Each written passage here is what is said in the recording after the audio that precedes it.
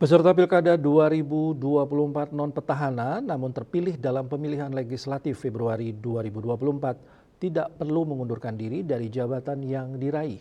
Hal ini disampaikan Ketua KPU Bali Ideo Agung Gede Lidartawan saat disinggung seandainya ada pemenang pemilu 2024 yang ikut mencalonkan diri dalam pemilihan kepala daerah.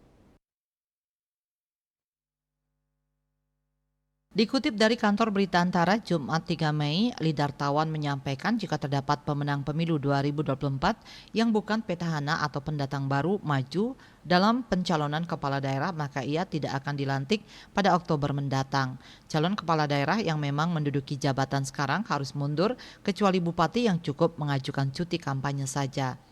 KPU Bali dan jajaran di kabupaten kota sendiri sudah menetapkan daftar calon legislatif hasil pemilu 2024 di mana khusus kursi DPRD Bali PDI Perjuangan mendominasi dengan 32 kursi dari jumlah kursi DPR Bali 55. Posisi selanjutnya diisi oleh Partai Gerindra dengan 10 kursi, Golkar 7 kursi, Demokrat 3 kursi, Nasdem 2 kursi dan PSI 1 kursi. Dengan ditetapkan ini, maka proses Pilkada 2024 dimulai dengan pembukaan pendaftaran pasangan perorangan dari tanggal 8 sampai 12 Mei.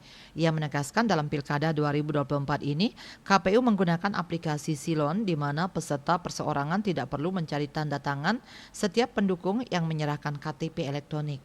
Lidartawan mengaku hingga saat ini tidak ada politisi yang menjalin komunikasi secara formal maupun informal terkait informasi pencalonan Pilkada. Namun seluruh informasi telah disampaikan saat pleno penetapan pemenang pemilu 2024. KMB Bali Post melaporkan.